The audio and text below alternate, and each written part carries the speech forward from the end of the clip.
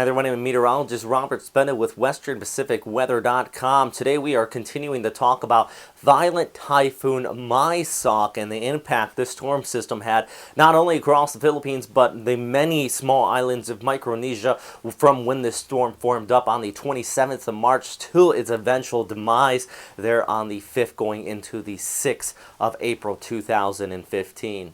Now, this storm was the fourth named storm system of the year, the third typhoon of 2015, making the start of the season one of the most active in recent history here in the Western Pacific. And starting on March 27th, we did actually see this form into a tropical depression.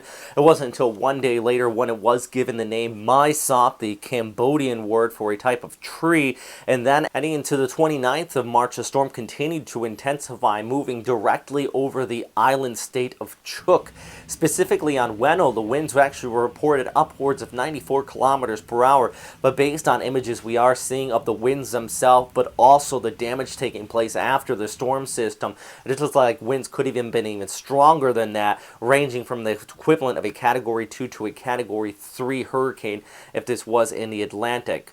Casualties on Chuuk actually climbed to 5, with 9 people killed across all of Micronesia due to this storm system. On Chuuk itself, nearly 90% of the homes did sustain some sort of damage, with nearly 7,000 people being displaced. A state of emergency was issued in Chuuk on April 1st.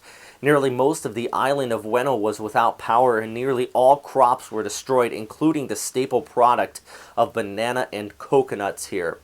On the morning of April 1st, Maysak actually reached its peak intensity as it continued to track west, with winds sustained at 215 kilometers per hour, with winds gusting well over 300 kilometers per hour. If this was in the Atlantic, it'd be the equivalent of a Category 5 hurricane. The winds within the storm system actually rivaled the intensity of Hurricane Katrina and were well above the intensity of Hurricane Andrew from 1992. With the pressure dropping down to 905 HPA at the storm's peak intensity, it did make it the strongest typhoon prior to the month of April there on March 31st. The second strongest storm was actually Typhoon Maysak in 2002, which had a pressure of 930 hectopascals, so nearly a 25 hectopascal difference in the center of circulation.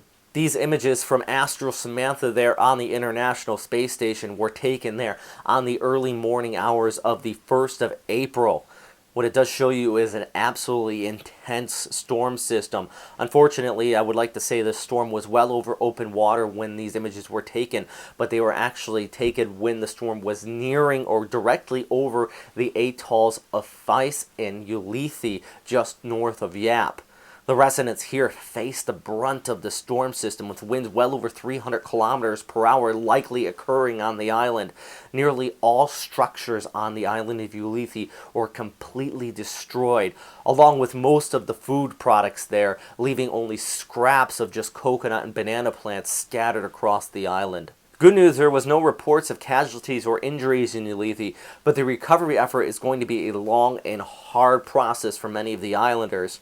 Current estimates indicate that it could be up to a year before crops are even able to grow again after desalination of the island's soil following the intense storm surge we did see when the storm pushed overhead. By the time the storm did impact the Philippines, it was a shell of its former self. On April 2nd, there was significant weakening around Maysak due to dry air inflow and also vertical wind shear coming in from the west. The government of the Philippines did take no chances, though, warning people of the threat of high surf and dangerous landslides that could occur, especially for the millions of travelers across the Philippines over the long Easter holiday weekend.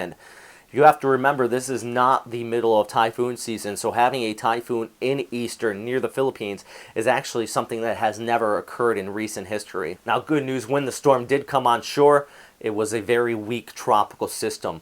Only minor reports of flooding and no injuries or casualties were reported across the Philippines due to Typhoon Maysak, or Chedeng, locally named in the Philippines. With that said, I am sure this storm system is going to be going down in history, especially for the islands of Micronesia.